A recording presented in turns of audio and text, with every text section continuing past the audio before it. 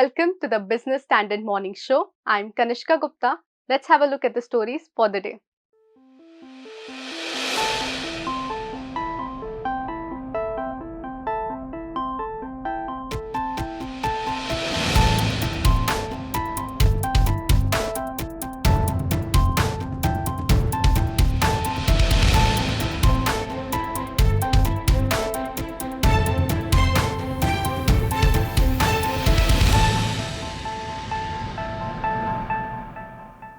This is GE Vernova, helping generate and move the energy that will change the world.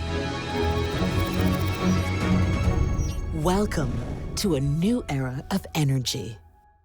On Wednesday, the RBI Monetary Policy Committee announced its fifth consecutive rate hike this year. RBI also lowered the GDP growth forecast for the current financial year. According to the RBI Governor Shaktikanta Das, persistent and sticky core inflation remains a cause of concern. Now, do these concerns make more rate hikes likely in the future? What do they mean for the economy and individual borrowers? In our next report, Bhaswar Kumar brings you the answers.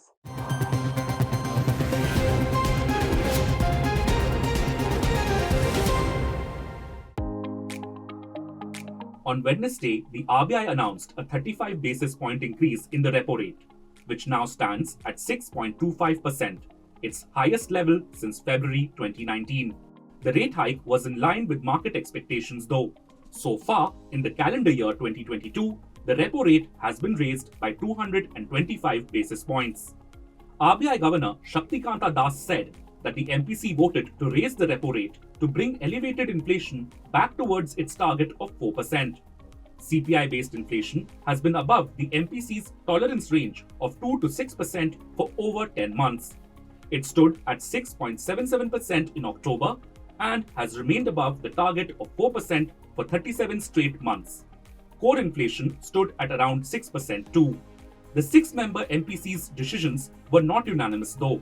It voted 5-1 to raise the repo rate and 4-2 to maintain the stance of withdrawing accommodation. The standing deposit facility rate, which represents the floor of the interest rate corridor, is now 35 basis points higher at 6%. At the same time, the marginal standing facility rate, which is the upper band of the interest rate corridor, has been increased by 35 basis points to 6.5%. Even as he said that CPI inflation would likely moderate going ahead, Governor Das emphasized the importance of bringing down core inflation. He called sticky core inflation the main risk at the moment. Core inflation strips away the more volatile components of food and fuel. He added that further calibrated monetary policy action was needed to keep inflation expectations anchored and break the persistence of core inflation. So, what does this indicate for the MPC's future course of action? See, the RBI has emphasized on core inflation being fairly sticky, and to my mind, it would continue to be so even in the coming months. The reason being that core inflation emanates from the manufacturing and services sector, where companies are still in the process of passing on the higher input costs. So this being the case and inflation still being in the region of above 6%, the RBI perforce will have to increase the repo rate once more, probably not by 35 basis points, but by 25 basis points when they meet again in February. While the MPC retained the inflation forecast for the current year at 6.7%, it made a mild upward revision to the forecasts for the current and next quarters. It retained its inflation target of 5% and 5.4% for the first and second quarters of FY24. The RBI also lowered the GDP forecast for the current financial year to 6.8% from 7% earlier. So, what do the recent MPC decisions and projections mean for the economy and consumption? So if you look at the purpose of increasing interest rates, it's essentially to curb consumption and investment, because we are trying to slow down the economy to make sure that inflation comes under control. So there's always a delicate balance between making sure that growth doesn't come to a halt, at the same time making sure that inflation comes down. Now, this being the theoretical basis, I think what the RBI is doing will necessarily lead to a slowdown in the growth and credit, which means that both consumption as well as investment are going to be impacted. There's going to be a slowdown in both those two elements. And that's one of the reasons why we are seeing that the GDP forecast for Q3 and Q4 are in the range of around 4 to 4.5%. So there is a downward, the numbers are not expected to be very buoyant, primarily for the reason that the RBI has taken action in order to curb excess demand pressures, which will result in lower GDP forecasts. EMIs for home and car loans are also likely to increase. The latest repo rate hike will impact existing and new retail borrowers with floating interest rates.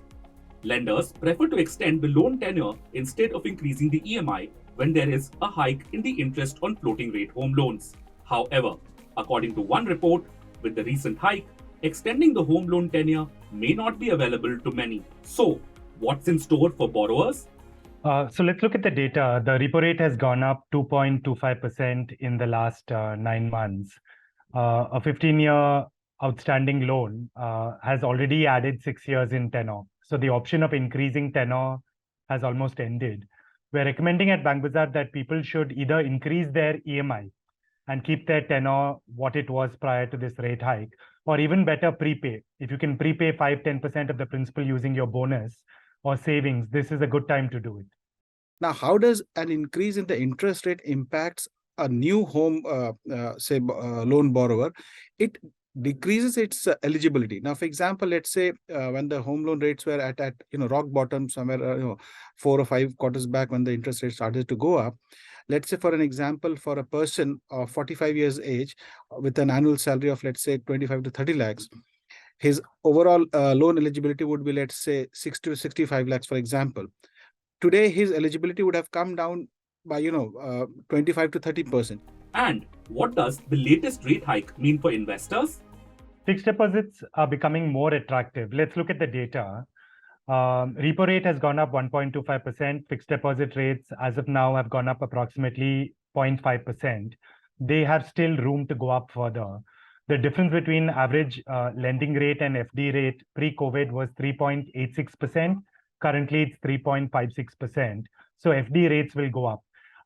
There are 24 banks, foreign, Indian, private, offering over 7% on the FD. I think consider laddering.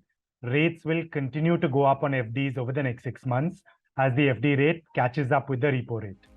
With the external economic environment becoming less favorable, ensuring growth on the back of domestic demand will require a moderation in inflation expectations. Given the persistent and sticky nature of core inflation, the RBI may face challenges in meeting its mandate.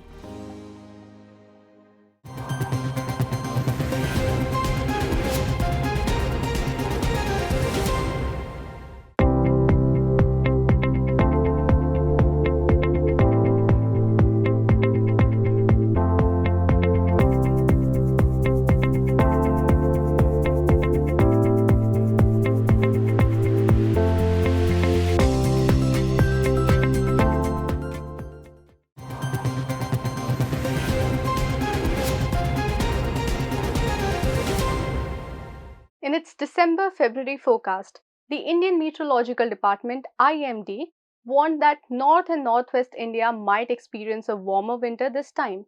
While this could give some respite from the intense cold in North India, it could harm the standing rabi crops if the temperature rises unusual and abnormal.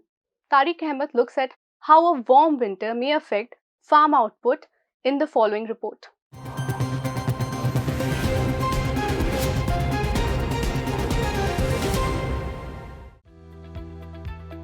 The latest report from the IMD suggests that this winter will be warmer than usual. But the critical question here is, what impact will it have on food production in the country? India Meteorological Department has issued winter forecast of temperature and rainfall on 1st December. As per this forecast, the temperature, especially the night temperature, is expected to be slightly above normal. There is good probability that temperature over northwest India and adjoining central India will be higher than normal. Winters are a very important season for agricultural production in India. The Rabi harvest accounts for nearly 50% of India's total crop output. These crops are sown after the monsoon rains and harvested at the beginning of the spring. The most important and most consumed crop in India is wheat. Along with wheat, crops like gram, mustard and corn are cultivated in the Rabi season. and winter temperature plays a significant role in crop yield.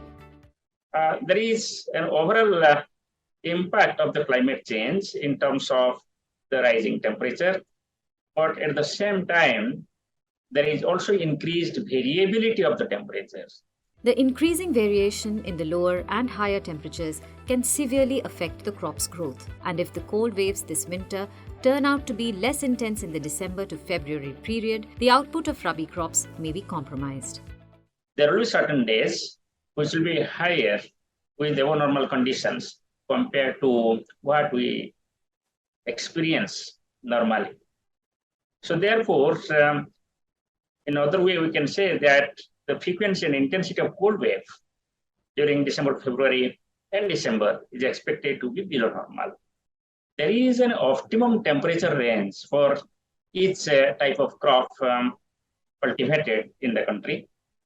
And especially if we look at the northwest India, usually we have the Rabi crops in terms of wheats, and we have got the mustard and many other pulses. So this rise in temperature will have the impact according to the stages of the crop, like sowing stage or vegetation stage, or it is flowering stage or the harvesting stage.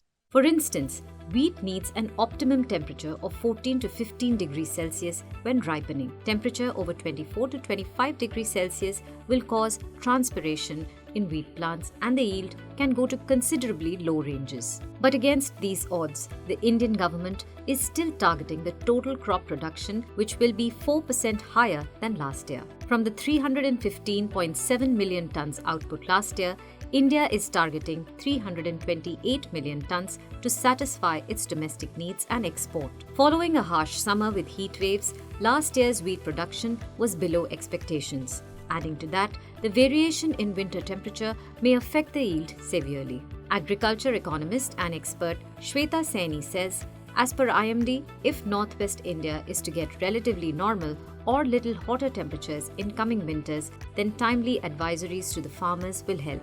For example, an extra round of irrigation can help counter some of the yield losses due to hot temperatures.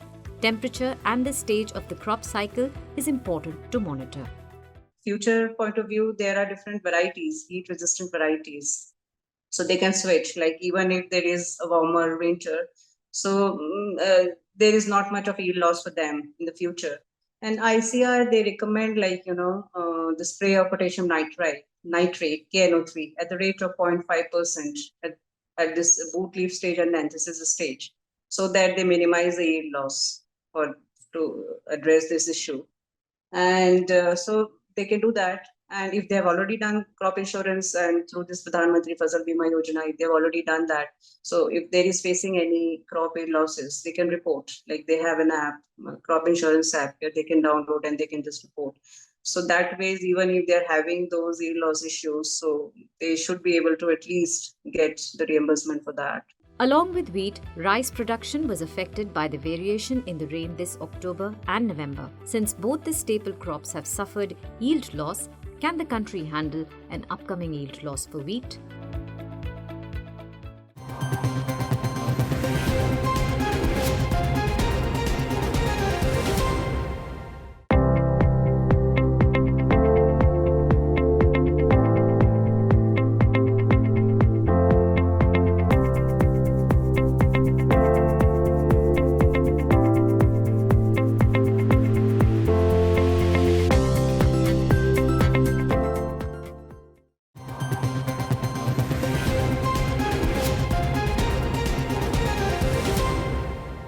The December monetary policy of the Reserve Bank of India didn't cheer market bulls yesterday. Despite a repo rate hike on expected lines, equity markets edged lower as the governor rang alarm bells over sticky core inflation. Analysts too said the policy leaves doors open for more rate hikes. So, is it time to opt for fixed income securities instead of equities? Nikita Vashisht and Puneet Vadwa answer this in the next report.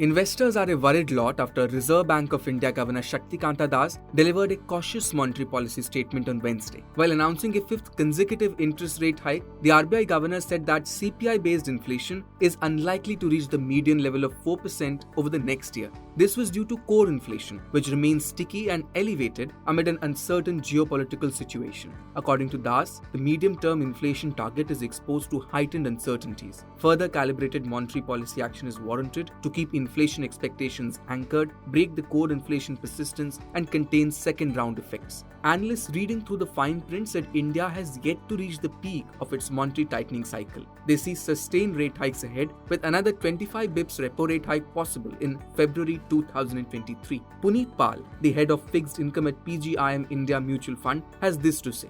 So we do think that inflation probably can remain higher than 4%, which is the mid target of our MPC's range of 2 to 6%. But definitely it will come down below the current levels that we are seeing right now, which is above 6%. So from RBI's own forecast, they expect inflation to come down towards 5.4 by Q2 of FY24.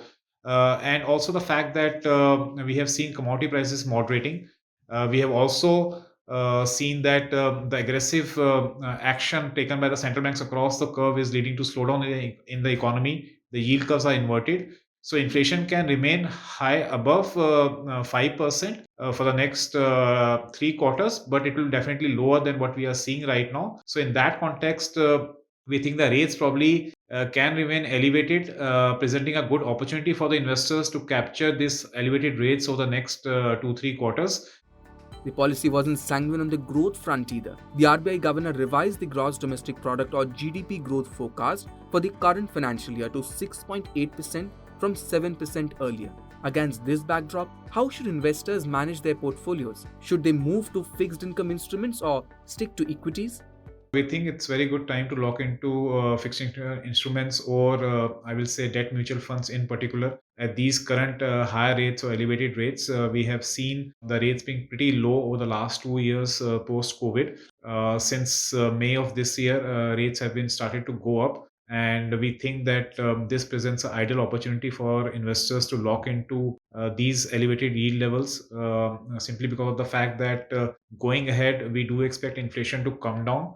And at these yield levels, when the entire yield curve is above 7%, we see real rates to be positive going ahead. And also from a nominal rate perspective, 7% plus across the curve looks a very ideal rate environment to get locked into at these yield levels.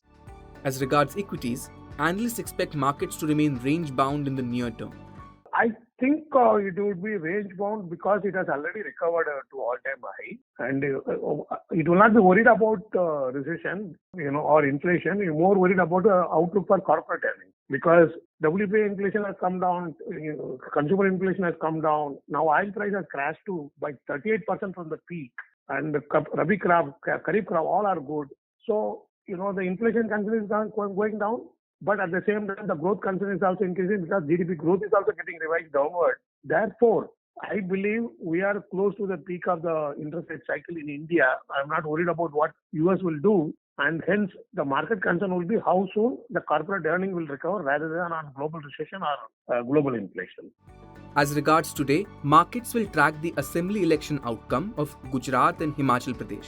Besides, weekly futures and options expiry and global cues will guide investor sentiment.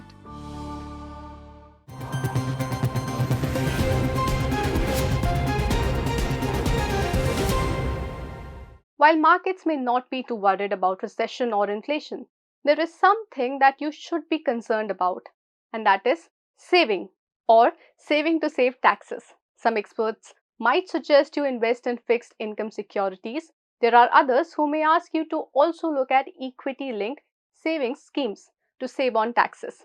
What exactly are equity-linked savings schemes? We explain in the next segment.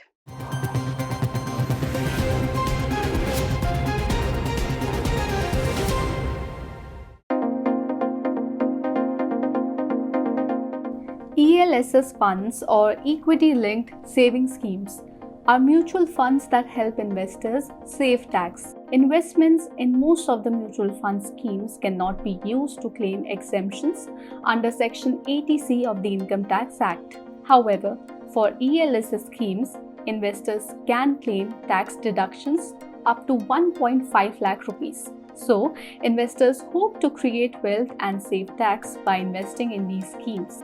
ELSS schemes have the potential to give higher returns in the medium to long-term period, unlike other ATC investments like PPF or FDs, which are fixed income products. Some examples of ELSS mutual funds in India are Quant Tax Plan Fund, Parag Parikh Tax Saver Fund, SBI Long-Term Equity Fund, and many others. ELSS schemes allocate most funds towards equity and related securities. Typically, ELSS funds' equity portfolio is diversified across sectors, themes, and market capitalization. There is also some exposure to fixed income instruments. ELSS funds have a lock-in period of 3 years. During a lock-in period, an investor redeems the holdings. The lock-in period is to ensure that small investors don't panic and pull out money in case of market volatility.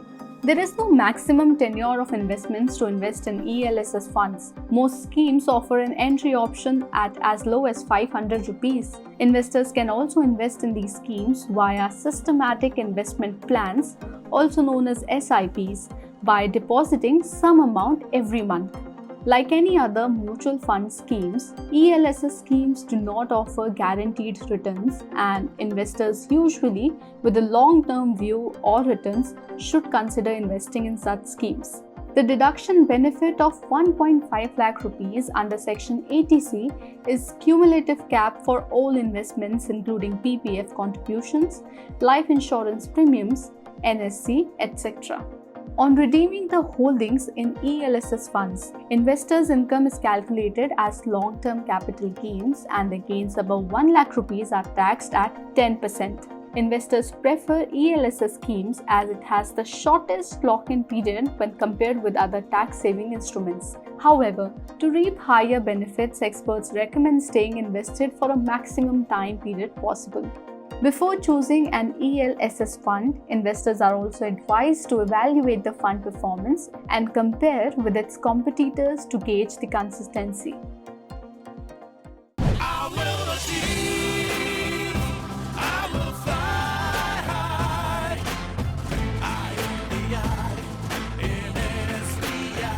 I'm backed by the nation's trusted bank, SBI, the banker to every Indian. That is all for today. For more news, views, and analysis, please log on to business-standard.com.